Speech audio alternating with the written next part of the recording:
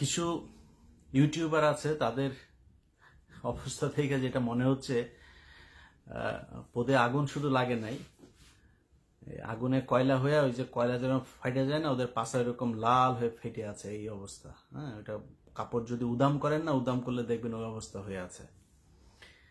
কারণ কি, হিটটা ঠিক জায়গা মতো হয়েছে। আসিফ নজরুলের মাধ্যমে তদবির বাণিজ্য করে যারা এখন সংসার চালাইতেছে, ঢাকায় বাড়ি গাড়ি টাড়ি কিনতেছেন, তাদের তো গায়ে লাগবেই, তাই না? এক এক আসামির তদবির করে 1 কোটি 1.5 কোটি 5 কোটি টাকা পর্যন্ত পাওয়া যায়, তো করতে সমস্যা কোথায়? শুরুটা করি বিশিষ্ট বুদ্ধিজীবী ইস্কন আলম। তো ইস্কন আলম ওরফে শাহেদ আলম, এই ব্যক্তি আমাকে নিয়ে একটা কথা বলেছেন যে আমি হচ্ছে এখানে উবার চালাই, আর শাহেদ আলম এখানে এসে হোয়াইট হাউসে চাকরি করেছে, তার কোনোদিন কোনো কিছু করতে হয়নি। হইতে পারে শাহেদের মনে হয় বাপের মনে হয় বিশাল জমিদারি, ঢাকা থেকে 3-4 কোটি টাকা নিয়ে এসছে, চ্যানেল 24-এ চাকরি করা অবস্থায় তো কামিয়েছে, টাকা পয়সা নিয়ে এসে তারপরে বসে বসে খাইতো। তো মনে করতাম ওইরকম কিছু আর কি। এর আগেও সে এক ভিডিওতে বলেছিল যে আমাকে সে নিউ ইয়র্কের কোনো এক রাস্তার ধারে দেখেছেন। কথা তো বলেন চিবায় চিবায়, বিশাল এক, দেখলে মনে হয় যেন শেরে বাংলা একে ফজলুল হকের চাইতে বেশি জ্ঞানী লোক। তো উনি এর আগেও আমাকে নিয়ে এই ধরনের কথাবার্তা বলেছেন। সবশেষ আমি হচ্ছে উবার চালাই। শাহেদ আলম, আমি শুধু উবার চালাই না, আমি এখানে কফির দোকানে কাজ করেছি, আমি এখানে গ্রোসারির দোকানে, বাংলাদেশের মুদির দোকান আছে না, মুদির দোকানে কাজ করেছি। আমি এইখানে একদম লিটারেলি বাংলাদেশে পিজা ডেলিভারি দেন না, বাংলাদেশে আপনারা যে পিজা ডেলিভারি অর্ডার দেন বাসায় দিয়ে আসে, ওইভাবে বাসায় নিয়ে নিয়ে তারপরে দিয়ে এসছি। আমি একদমই লজ্জাবোধ করি নাই। আপনি আমার উবার ড্রাইভার বললেন আর কি বললেন, একদম লজ্জা করি নাই, লজ্জা, কিন্তু লজ্জা পাইতাম যদি আপনি যেটা করেছেন সেটা করতাম। এখন আপনি কি করেছেন সেটা একটু জানানো দরকার না? যেহেতু আপনি এখানে এসে হোয়াইট হাউসে চাকরি করতেন, আপনার বিশাল আকারে আমাদের উবার ড্রাইভার, তাদেরকে আপনার কাছে খুব বেশি মানে ছোট লোক মনে হয়, যে ছোট জব, এটা খারাপ লেগেছে। তো আপনারটাই করি, শুনি আমরা ছোট করে একজনের একটা অডিও রেকর্ড শুনি। অডিও রেকর্ডটা হচ্ছে আমাদের এখানকার বাংলাদেশে এক ভাই আছে, খলিল ভাই। খলিল ভাই, সালাম আলাইকুম। আপনার খলিল বিরিয়ানির আজকে টাকা ছাড়া বিজ্ঞাপন করে দিচ্ছি একটু। তো খলিল ভাইয়ের এই 4-5টা ব্রাঞ্চ আছে আপনার খলিল বিরিয়ানি নামে। আপনারা যারা আমেরিকায় যারা আসেন নিউ ইয়র্কে, তারা আমি জানি না নিউ ইয়র্কের বাইরে ওনার ব্রাঞ্চ আছে কিনা। তো নিউ ইয়র্কে যারা আসেন তারা অনেকেই হয়তো শুনেছেন যে খলিল বিরিয়ানি কোনটা। এই খলিল বিরিয়ানি প্রতি মাসে মাসে শাহেদকে 1000 টাকা করে সাহায্য দিত। তো সাহায্য দিত, যে এই সাহায্য দেওয়ার বিষয়টা আমি তার ফোন করলাম, ফোন করে জিজ্ঞেস করলাম, ভাই কি অবস্থা? হ্যাঁ, কথা বলতে বলতে শুনি তার বক্তব্যটা, শুনে তারপরে আপনাদের সাথে আবার আলোচনায় ফিরি। আপনার এই যে আপনারা কি মানে এমনিতে সাংবাদিকদের জন্য কোনো বাজেট টাজেট আপনাদের নাই নাকি? আছে আছে, বাজেট থাকবে না কেন? সাংবাদিকদের বাজেট অবশ্যই আছে। কিরকম আছে একটু বলেন তো বস। এই যে সব মিলে তো ভালোই বাজেট দিই। এখন ওই যে সবাই বরাদ্দ দিতে যে মানে আসলে গুণী আর মানি এরম না, আমার হয়ে গেছে কি গড়ে হলি বল, সবাই ভাগ করে দিতে যে কারো দেখা যাচ্ছে মানে প্রাপ্ত অধিকারও দিতে পারি না, আবার দেখা যাচ্ছে কারো বঞ্চিত করি না, এরকম। প্রায় 10 বছর হয়ে গেল আপনি আমার একদিনও কোনো টাকা পয়সা কিছুই দিলেন না ভাই, এটা হইলো একটা? এটা আসলে লজ্জাস্কর। সবাইরে দিছি, আপনার সঙ্গে মানে শাহেদ আলম থেকে শুরু করে সবাইরে চেষ্টা করেছি কম বেশি হেল্প করার জন্য। শাহেদ ভাইরে কিরকম কি দেন? ওরা দিতাম প্রায় 1000 টাকা দিতাম ওরে, মানে প্রতি মাসে? হ্যাঁ হ্যাঁ। তো ওইটা ওর ছিল সর্বোচ্চ বরাদ্দ। আর এমনি দেখা যাচ্ছে এক একজনের এক এক রকম। শাহেদ আলমের বরাদ্দ এত বেশি থাকতো কারণ কি? ও আবার ওই দেখা যাচ্ছে দুই দিক থেকে, ওই সময় ফ্যামিলি নিয়ে আসছে একটু সমস্যা, প্লাস হলো দেশি মানুষ সাতক্ষীরার, আমার বাড়ি যশোর। এই হচ্ছে আমাদের শাহেদ আলম। শাহেদ আলম এখানে হোয়াইট হাউসের বিশাল বড় চাকরি করতে, টাকা পয়সা কোনো সমস্যা নাই। সে বলে থাকে বিভিন্ন মানুষের কাছে, ইদানিং আবার বলে যে তার বউ বিশাল বড় এক চাকরি করে। শাহেদ আলম, তোমার বউ কি চাকরি করে? ওই টাকা দিয়া 4টা পোর্শ, এই পোর্শ একটা, তারপর পোর্শের পরে হচ্ছে আপনার মার্সিডিজ একটা টেসলা, আর একটা কি গাড়ি আছে, টোটাল 4টা গাড়ি তার। সে আমাদের সাথে, এই মুশফিক ভাই যেদিন দেশে যায় সেদিন ওয়াশিংটনেও তার সাথে গিয়েছিলাম। সেখানে গিয়ে বসে সে আমাদের সাথে এসে বলছিল তার প্রায় $2200 শুধু ইন্স্যুরেন্সেই খরচ যায়। তো বিশাল বড় লোকে এক ভাবসাব। তো বড় লোকিটা টাকা পয়সাটা আসলো কোথেকে জানেন? ইসকন নিয়ে আমি প্রথম পর্ব করলাম। সেই ইসকনের কাছ থেকে মাল খায়া তারপরে সে এখানে বাড়ি টাড়ি করে এখন কয় তার বউ। তোর বউয়ের কোথায় কোন ইনকাম, তোর বউয়ের ট্যাক্স ফাইল দেখাইতে বল। আমি আমার তোর ট্যাক্স ফাইল দেখাবো। তুই ট্যাক্স ফাইল নিয়ে তুই বসতে চাস কোথায় বল, মনির হায়দার বাইরে বল যে তোরে নিয়ে বসতে চাই। তুই বসে আমার দেখাবি, দেখায় তারপর তুই ভিডিওতে বলবি হ্যাঁ ইলিয়াসে দেখাইছে আমার বউয়ের এত টাকা ইনকাম। ছোট লোকের বাচ্চা কোথাকার। তুই বেটা বিরিয়ানির দোকান থেকে 100 টাকা সাহায্য নিয়ে চলছিস তুই শাহেদ আলম। ভিক্ষা নেই নাই বেটা, কাজ করে খাই, সারা জীবন কাজ করে খাবো, কোনোদিন ভিক্ষা নিব না, কোনোদিন কোনো মানুষের 1 টাকা হক নষ্ট করব না। That's I am. অতএব মানুষের ব্যাপারে কথা বলতে গেলে না, নিজের নিচে ঠান্ডা করে তারপরে কথা বলবে। তুই আমার পরিবার নিয়ে কথা বলছিস। অনেক মানুষজন, আপনারা, এটা সুশীলদের বক্তব্য, আপনারা কিন্তু বলেন না যে ব্যক্তিগত জীবন টেনে এখানে কথা বলো। নো, যেই ব্যক্তির ব্যক্তিগত জীবন খারাপ সে কখনো এই সোশ্যাল মিডিয়া কিংবা রাজনৈতিক জীবনে সে কখনোই ভালো হইতে পারে না। ব্যক্তিগত জীবন ভালো হইতে হবে। ব্যক্তিগত জীবনে কেউ যদি খারাপ কিছু করে সেটা আলোচনায় আসা উচিত। তুই যে অভিযোগ করেছিস, এই অভিযোগ যার করা উচিত তারে করতে বলাইসা, তারপরে জবাব পাবি কি। সো তুই এখানে বলছিস যেসব কথাবার্তা, তোরা কিছু হইলেই এই তোদের মতো কিছু লোকজন নিজেদেরকে বিশাল আকারের মানে সুশীল দাবি করিস। কথাবার্তা বলার সময় জানোস না চ্যাটের বালো, নিজের মনে করো যে বিশাল বড় সুশীল। তো তুই সুশীল মনে কইরা তোরা বলিস যে ব্যক্তিগত আক্রমণ করা যাবে না। তুই যে বেডির সাথে থাকিস, এই বেডিরেও তো রাস্তার মধ্যে, এই যে আশুলিয়ার ইয়ার মধ্যে তারপরে আকাম কইরা ধরা পড়া তোরে থানায় নিয়ে বিয়ে পড়াইছে, পাবলিকে ধইরা তোরে বিয়ে পড়াইছে, প্রেম করতে আরেক বেটির সাথে এই বেটির এই করছিস। তুই এগুলি আমাদের শিখাইস? নিজের পাশার নিচে ইয়ে ঠিক আছে তোর, ঠিক করে তারপরে অন্য মানুষের সাথে কথা বলবি। তো এরা বলে হচ্ছে ব্যক্তিগত আক্রমণ করবে না। ব্যক্তিগত আক্রমণ না, দেলোয়ার হোসেন সাইদির রাস্তায় রাস্তায় আপনার আতর বিক্রি করত। আতর বিক্রি করার ইয়েতে আপনার সে যুদ্ধাপরাধী ইয়ে করত, হিন্দুদের বাড়িঘর হামলা করত। হিন্দুদের বাড়িঘর হামলা করে তারপরে নাকি সে এই হিন্দুদের বাড়িঘর নিজের বাড়িতে নিয়ে চলে গিয়েছে। এসব আসিফ নজরুল লিখেছে।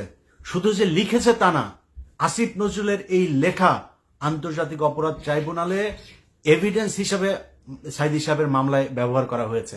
যান খোঁজ নিয়ে দেখেন এটা মিথ্যা যদি হয়। আসিফ নজরুলকে জিজ্ঞেস করেন এটা যদি মিথ্যা হয়, ও বলবে মিথ্যা, আমি এটা প্রমাণ করব।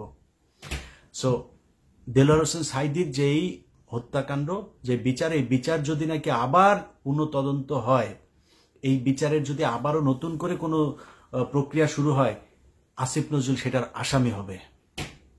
অতএব তারা ব্যক্তি আক্রমণ করতে গিয়ে মানুষ সুর দিয়ে নাকি দেলোয়ার হোসেন সাইদি আতর ব্যস্ত মনে করেন ব্যস্ত, এটা কি ব্যক্তি আক্রমণ না? নিজামী হরিণ নিয়ে এক মহিলাকে নিয়ে পাকিস্তানি ক্যাম্পে নিয়ে দিয়ে এসছে, এটা ব্যক্তি আক্রমণ না? তাও মিথ্যা কথা, আমরা তো মিথ্যা বলি নাই। এই যে আসিফ নজরুলের যে অডিও রেকর্ড চালানো হয়েছে, আসিফ নজরুলের এই অডিও রেকর্ড তার বিয়ে করার আগের, বহু আগের এই রেকর্ড, প্রায় 10 বছর আগের। সে তার বউয়ের সাথে, তখন তার বউ আরেকজনের ঘরের বউ, তার সাথে আপনার এই সংসার করছে। সেই অবস্থায় আসিফ নজরুল এখানে ঢুকে তারপরে তারে বুঝাচ্ছে, হ্যাঁ ওরা তো এখন তোমার সেবা যত্ন করে না, তোমার জ্বর হয়েছে, এখন আমি আসবো কি না, এসব নিয়ে কথাবার্তা বলে। সো আসিফ নজরুলদের ব্যক্তিগত জীবন এগুলো কেন আসে, এটা হচ্ছে প্রশ্ন। অনেকেই প্রশ্ন করতে পারেন যে আসিফ নজরুলের বিরুদ্ধে কেন করলাম, এগুলো জানা দরকার। দেখেন 5 তারিখে যে ঘটনা, 5 তারিখে এই দেশটা স্বাধীন হয়েছিল কেন, এটা একটা বিশাল বড় প্রশ্ন। এই প্রশ্নের উত্তর দিতে হবে। কি কি কারণ ছিল? আওয়ামী লীগ, ইন্ডিয়া, এই যে সেনাবাহিনীর উপরে যা হয়েছে, আমরা এতদিন ধরে যা বলছি, যেসব কথাগুলো নিয়ে সবচেয়ে বেশি আলোচনা, গুমের শিকার হয়েছিল, আলেমদেরকে যা করা হয়েছে, আন্তর্জাতিক বিশ্বের কাছে বাংলাদেশকে জঙ্গি রাষ্ট্র হিসেবে প্রতিষ্ঠিত করেছে কারা, এই জিনিসগুলো একদম মোটা দাগে এই কটা জিনিসের বিচার হইতে হবে। আপনারা মনে করেন না যে আমরা হুট করে মনে হয় উপদেষ্টা হইতে চাই বোধহয় এই জন্য আসিফ নজরুলের সাথে শুরু করে দিয়েছি। আসিফ নজরুল আজ থেকে 1 মাস আগে আমাকে ফোন করেছে। আমরা যখন মাহমুদুর রহমান ভাই দেশে গেল, দেশে যাওয়ার পরে আমরা মাহমুদুর রহমান ভাইকে যখন সে জেলে ঢুকাইলো আইন দেখায়া, তখন আমরা এটা নিয়ে ব্যাপক সমালোচনা করেছি এবং ওই দিন খুব কঠোর ভাষায় আসিফ নজরুলকে নিয়ে কিছু কথা বলেছিলাম এবং তারপরে হুমকি দিয়েছিলাম যে তার কিছু অডিও রেকর্ড, এই অডিও রেকর্ড কিন্তু আমার কাছে সবার আগে আসে, আমি ছাড়ি নাই এটা। তো সে এটা জানতে পেরেছে। কিভাবে জেনেছে? আমি এটা পাঠিয়েছিলাম আবার আরেকজনকে। তো পাঠানোর পরে সে আবার তাকে জানিয়েছে যে ভাই এই ব্যাপার, তাকে সাবধান করার জন্য যে আপনার বিরুদ্ধে কিন্তু এই চলছে, আপনি কিন্তু এটা করেন না, আপনি কিন্তু ভাই আমাদের করেন, সাবধানে চলেন, আপনার ট্যাপে ট্যাপে ফেলতে পারে, সো একটু সাবধানে চলাফেরা করেন। তারা সাবধান করে দিয়েছে। নাম বলে দেই, কনক সারোয়ার। আমি কনক ভাইকে পাঠাই, কনক ভাই দেখেন এই দেখেন তার ব্যাপারে কি সব অভিযোগ। তখন কনক ভাই আমাকে বলল যে দরকার নেই, এগুলি নিয়ে এখন নিজেদের ভেতরে এগুলি কি, অনেক আগে প্রেম করতো, পরকিয়া করতো, এগুলি এখন বলে লাভ কি। তো কনক ভাই তাকে সাবধান করে। দেখেন মানে আমি বিষয়গুলো বলছি কেন, বোঝানোর জন্য যে আমরা কতটা মানে প্রক্রিয়ার মধ্য দিয়ে যেতে চেয়েছিলাম। এরপরে সে ফোন করলো।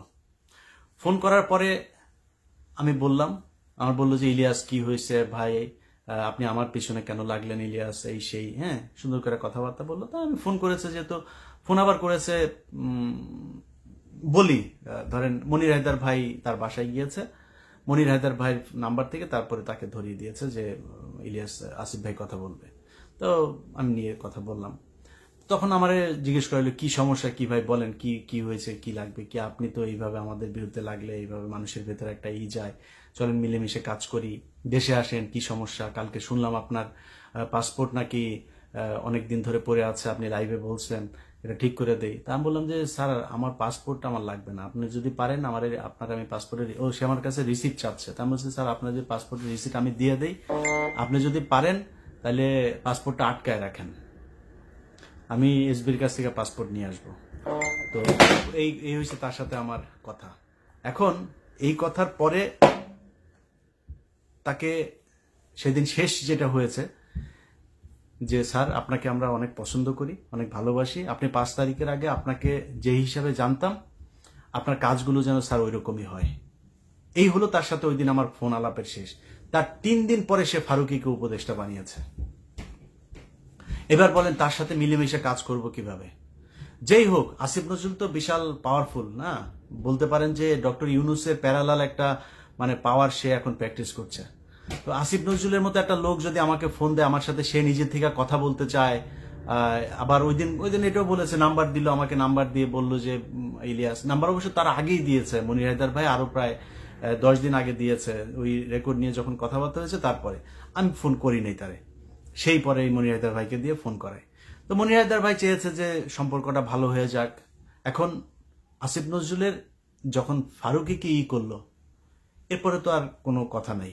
আচ্ছা, তার আগে আসিফ নজরুল, প্রথম আলো, তারপরে কালবেলা, এদেরকে নিয়ে আমি নিউজ করলাম, দুইটাতে আসিফ নজরুল আমাকে কাউন্টার দিয়েছে।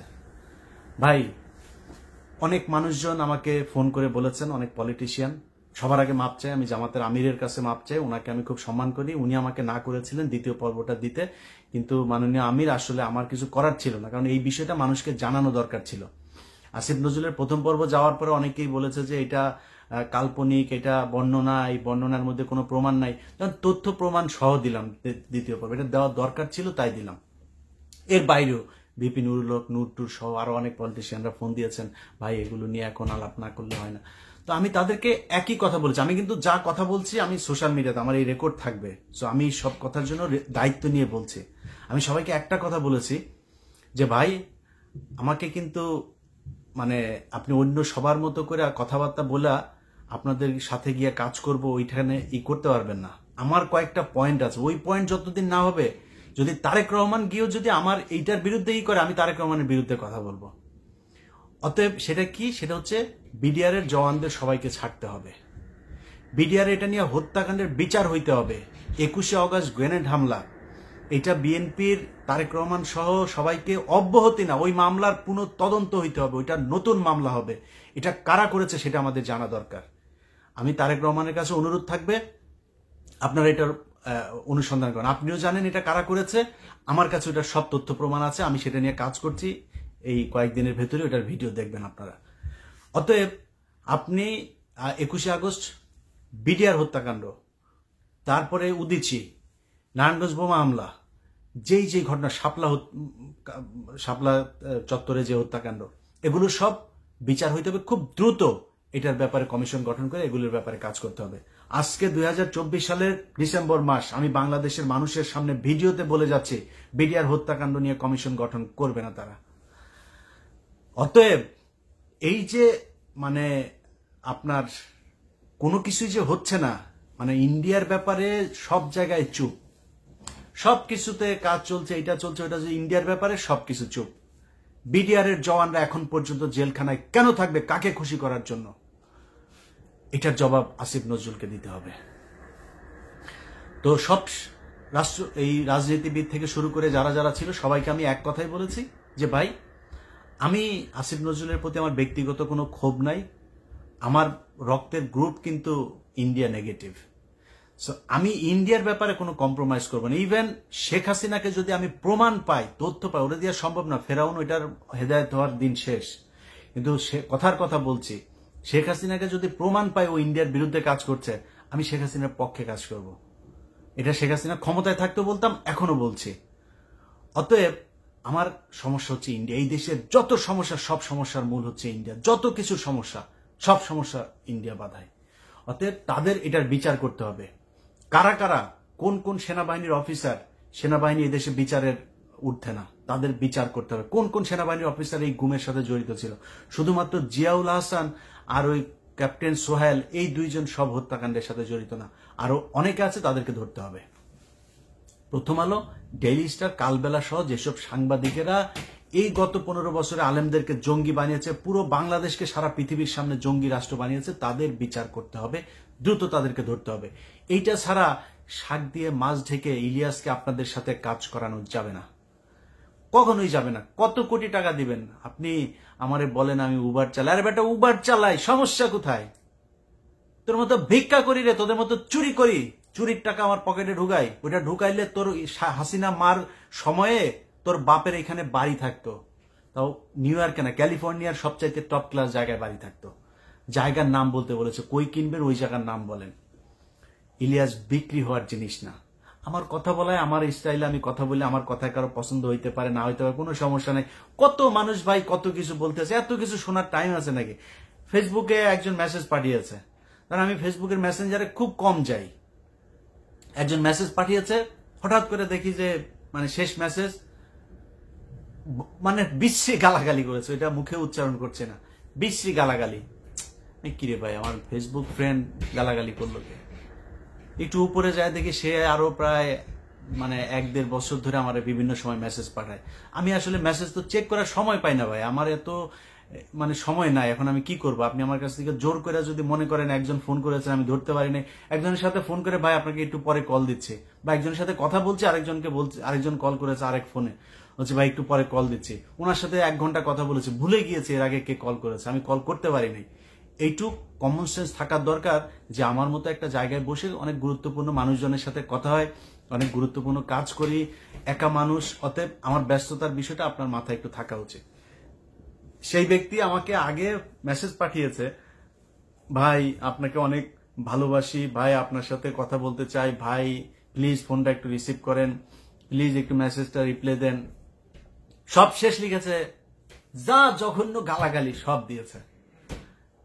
আমার দোষটা কি বলেন তো?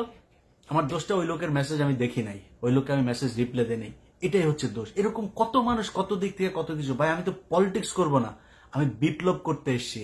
এখানে যেটা করি না এটা বিপ্লব করি। এই দেশের মানুষকে যে কোনো পরিস্থিতিতে, যে কোনো খারাপ পরিস্থিতি বলেন, ভালো পরিস্থিতি বলেন, যেই পরিস্থিতিতেই হোক, এই দেশের মানুষকে সব সময় ভারতের বিরুদ্ধে সজাগ রাখার জন্য যা প্রয়োজন সেটা করব।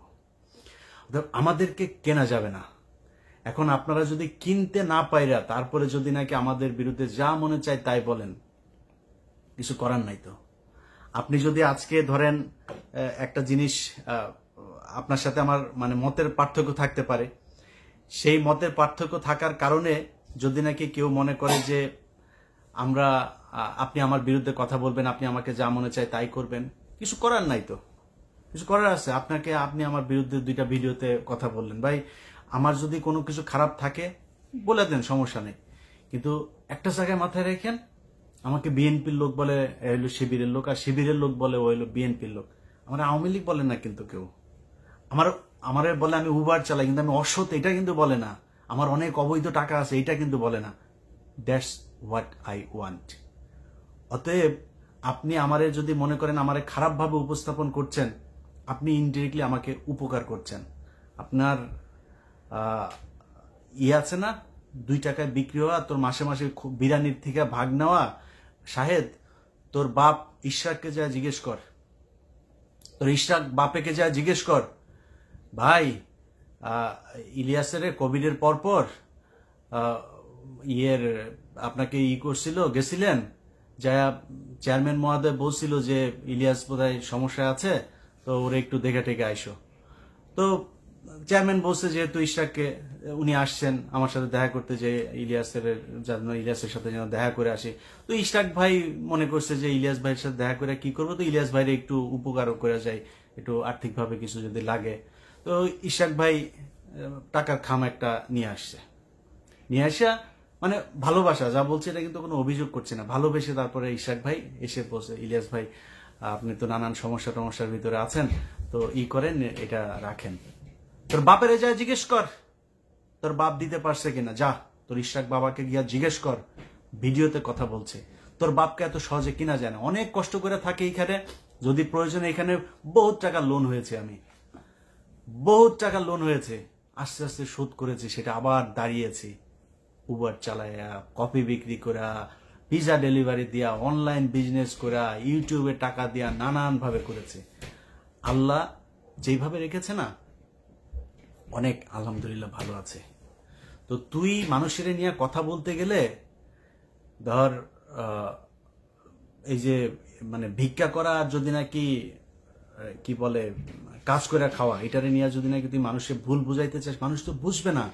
এখন মানুষ কেন আমাকে বিশ্বাস করে, মানুষ কেন আমার ভিডিও দেখে, মানুষ কেন সব আমাকে সাপোর্ট করে, আসিফ নজরুলকে সাপোর্ট করে না, এরা এখন মানুষের বিরুদ্ধে লাগছে যে সব মানুষ হচ্ছে মূর্খ, ওই আর মাসুদ কামাল আর ওই জাহেদ আর হইলো গোলাম ময়লা রনি, এই 4-5 জন হইলো গিয়া, আরেক চাঁদাবাজ আছে 2টা, ওই 2 চাঁদাবাজ, এগুলি বিভিন্ন ফ্যাক্টরি থেকে সমানে চাঁদা গেছে। আরে বেটা, আমেরিকায় থাকিস, কানাডায় থাকিস, তোর পোলাপাইন হবে 2 দিন পরে, তোর এটির চিন্তা নাই, এদের পেটের মধ্যে যে এগুলি ঢুকাইতেছিস এটা তো বের হবে।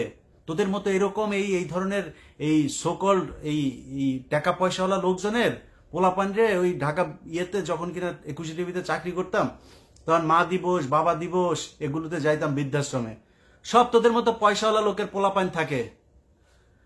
আমাদের মতো যারা গরিব মানুষ না, তাদের পোলাপান কোনোদিন, রিক্সাওয়ালার পোলাপান কোনোদিন বৃদ্ধাশ্রমে পাঠায় না, তোদের মতো পয়সাওয়ালা পোলাপানে, কারণ ওই পয়সা ইনকাম করা হয়েছিল অবৈধ পথে। একটু হিসাব করে দেখ, সারা দেশের ভেতরে আওয়ামী লীগ যা করেছে, যে লুটপাট করেছে, তাদের টাকা পয়সা এখন খাওয়ার মানুষ নাই। বস্তায় বস্তায় টাকা দিচ্ছে, ঘুষ বস্তায় বস্তায়, গাড়িতে করে টাকা নিচ্ছে, সেনাবাহিনীর কিছু অফিসার গাড়িতে করে টাকা নিচ্ছে। খোঁজ নিয়ে দেখ, বাড়ির ভেতরে পুরা নিচের আন্ডারগ্রাউন্ড পুরাটা ডলার, এই ওই কারেন্সি টাকা, এইভাবে সব করা রয়েছে। টাকা একদিনে সরাইতে পারতেছে না, সময় নিয়ে 1 দিন 2 দিন 3 দিন অল্প অল্প করে সে টাকা সরাচ্ছে। যা খোঁজ নিয়ে দেখ, টাকা দিয়ে করবে কি? আরে বেটা, সম্মান আর টাকা সবকিছু একসাথে পাওয়া যাবে না। এখন পাবলিকের বিরুদ্ধে লাগছিস, পাবলিক হইল গিয়া সব অসহায় গরিব, পাবলিক মূর্খ, পাবলিক সবই ভয়ঙ্কর জিনিস। মাননীয় প্রধান উপদেষ্টা, আপনাকে বলি, আপনার প্রেস সেক্রেটারি তার কমেন্ট অপশন বন্ধ করে রেখেছে ফেসবুকের। This is symptom of Awami League fascism.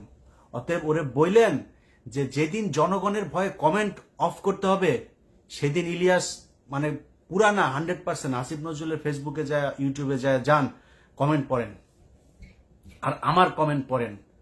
আমি যেদিন দেখব মানে 100 বা 50% না, 30% মানুষ যেদিন আমাকে নিয়ে গালাগালি করবে, আমাকে যেদিন বাজে কমেন্ট করবে, আমার বিরুদ্ধে যাবে, সেদিন আমি ইউটিউবে ফেসবুকে থাকবো না। আমি বুঝবো যে সামথিং ওয়েন্ট রং। অতএব আমাকে এখান থেকে লিভ নিতে হবে, আমি ঠিক মতো পারছি না।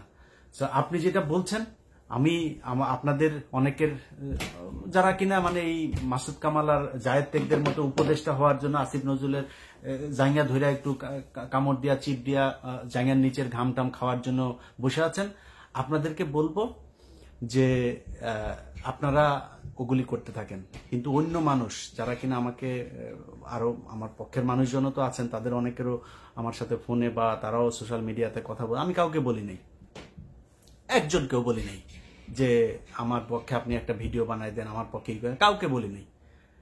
তো তাদেরকে বলবো যারা আসলেই গঠনমূলক সমালোচনা করতে চান, তাদেরকে বলবো যে ভাই, আমি ব্যক্তিগত আক্রমণের জন্য এখানে আসি নাই।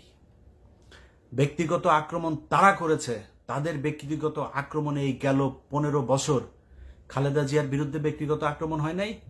কিছুক্ষণ আগে শুনছিলাম তারেক রহমান বমির উপরে পড়েছিল, মেরে কোমর ভেঙে তারপরে বমির উপরে ফেলে রাখা হয়েছিল, তাকে তো মেরে ফেলার জন্য চেষ্টা করা হয়েছিল। এটা কি আক্রমণ? তারেক রহমান কি প্রতিষ্ঠান, কোম্পানি? খালেদা জিয়া কোম্পানি যে ফ্যাক্টরি, তারা নিয়ে যা ইচ্ছা তাই বলা যাবে? কি বলে নাই সেটা বলেন। খালেদা জিয়ার চরিত্র থেকে শুরু করে অর্থনৈতিক 2 কোটি টাকার এতিমের টাকা আত্মসাৎ থেকে শুরু করে কি বলে নাই সব বলা হয়েছে। ওগুলি ব্যক্তিগত আক্রমণ ছিল না? জামায়াতের নেতাদেরকে ফাঁসি দেওয়া হয়েছে তাদের ব্যক্তিগত আক্রমণে, এটার নাম ব্যক্তিগত আক্রমণ না? আমি মনে করি না, কোনোটাই ব্যক্তিগত আক্রমণ না। যারা ব্যক্তি এই পাবলিক ফাংশন করতে আসবে, তাদের কোনো ব্যক্তি জীবন নাই, তাদের জীবন স্বচ্ছ থাকতে হবে, ট্রান্সপারেন্ট থাকতে হবে। এবং আমি আমার জীবন সম্পর্কে ট্রান্সপারেন্ট থাকতে চাই। আমার বিরুদ্ধে যে কোনো অভিযোগ যদি আসে, যে অভিযোগ আসুক, প্রতিটা অভিযোগের জবাব দিতে আমি রাজি। যে বলবে, যার যেমনে বলবে, আমার সাথে আসবে, আসে সে ব্যক্তি বলবে যে সে পুরুষ হোক নারী হোক যাই হোক, সে আসবে বলবে যে আমার সাথে বসতে চায়। যে কোনো প্ল্যাটফর্মে আমি তার সাথে বসবো, বসে তারপরে বুঝাই দিব যে কার দোষ, কার ভুল, কি হয়েছে। আমার সাথে যদি কারো কোনো সমস্যা হয়ে থাকে সবকিছু জবাব দিব। কিছু বলি না, অনেক কিছুই আছে যেগুলো নিয়ে কিছু বলার দরকার নেই, বলে লাভ কি? যে যার যার মতো থাকুক, ওগুলো নিয়ে কোনো কথা বলি না। অনেক মানুষের কাছে অনেক কথাবার্তা শুনি, অনেক অভিযোগ শুনে হাসি শুধু। যে ঘটনা কি আর বর্ণনা হয়েছে কি, ওইটা নিয়ে যদি কোনোদিন যদি কারোর সাথে কোনো বিষয় নিয়ে আলাপ হইতে আসে, কেউ যে করতে আসেন, আমার ব্যক্তিগত যে কোনো জীবন নিয়ে আমি আলাপ করতে রাজি, একদমই ট্রান্সপারেন্ট। তো এটাই যেটা বললাম, যে আপনাদের সবার কাছে অনুরোধ থাকবে যে আমি মানুষের জন্য কাজ করি, এই দেশের জন্য কাজ করি। দেশের মানুষের বিরুদ্ধে যেদিন যাব, সেদিন আমি বুঝবো যে দেশের মানুষ আমার পক্ষে নাই। সো সেদিন থেকে আমাকে অন্য চিন্তা করতে হবে। যেদিন শুনবেন যে নিউ ইয়র্কে আমার বিশাল আকারে শাহেদ আলমের মতো 2-3টা বাড়ি, 4টা গাড়ি, তারপরে এইসব মানে লাক্সারিয়াস জীবন যাপন করতেছি, সেদিন মনে করবেন যে আমি গন, আমি আর ঠিক নাই, আমি ভুল পথে চলে গিয়েছি। অতএব ওই জায়গায় কোনোদিন যাব না। আপনাদের কাছে অনুরোধ যে উপদেষ্টাদের সাথে যে কথাগুলো বলেছি, যে বিষয়গুলো নিয়ে আলাপ করেছি, এই বিষয়গুলো আসলে আমি নিজে থেকে করতে চাইনি, তারা বাধ্য করেছে। এবং বিএনপিকেও বলবো যে বিএনপির লোকজন যারা আছেন, তারা হয়তো অনেকে মনে করছেন যে আসিফ নজরুলরা হচ্ছে গিয়ে আপনাদের পক্ষে কাজ করছে, একটা ভবিষ্যৎবাণী করে যায় সব শেষে। অপেক্ষা করেন, এপ্রিল মের দিকে আসিফ নজরুলদের বিরুদ্ধে বিএনপি এবং জামায়াতকে রাস্তায় নামতে হবে, এই ভবিষ্যৎবাণীটা করে গেলাম।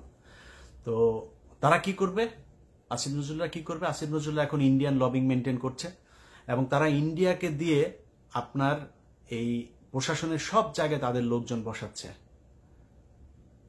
সব শেষ। এই যে দুদকের যে চেয়ারম্যান বানানো হলো, জানেন কে? এই প্রথম আলোর প্রোডাক্ট। নাম বললাম না, বিএনপির সর্বোচ্চ জায়গা থেকে তাকে তদবির করা হয়েছে আরেকজনকে, বিএনপির কথা শোনা হয়নি। আসিফ নজরুল একদম সরাসরি ফাইট করে তারপরে এই মোমেন্টকে বসিয়েছে। সো তারা তাদের লোকজনকে বিশেষ জায়গায় বসাচ্ছে। অডিটের যে ডিজি আছে, অডিটের ডিজি কিভাবে এখন পর্যন্ত থাকে আমার বলেন? সব অডিটের সব কাগজপত্র তছনছ করে ফেলছে। আসিফ নজরুল নতুন এক সংশোধনী এনেছে, আন্তর্জাতিক অপরাধ ট্রাইব্যুনালের ইয়েতে সবকিছুতেই আপনার আপিল করা যাবে। মানে নর্মালি তো আপনার রায় হবে, রায় হলে তারপর আপিল, সবকিছুতে আপনি মনে করেন আপনি একজন সাক্ষী করবেন, ওনার সাক্ষ্য দিয়েছে, ওইটার বিরুদ্ধে আপনি আপিল করবেন, এই মামলা করতে 5,000 বছর লাগবে যদি আসিফ নজরুলের আইন অনুযায়ী যদি চলতে থাকেন। এগুলো সে করছে, আওয়ামী লীগকে বাঁচানোর সব কাজ সে করছে। অতএব বিএনপি এবং জামায়াত আপনাদের কাছে বলবো, আমার পক্ষে আপনাদের করার দরকার নেই। আমি দিন শেষে কে ওইটা আপনারা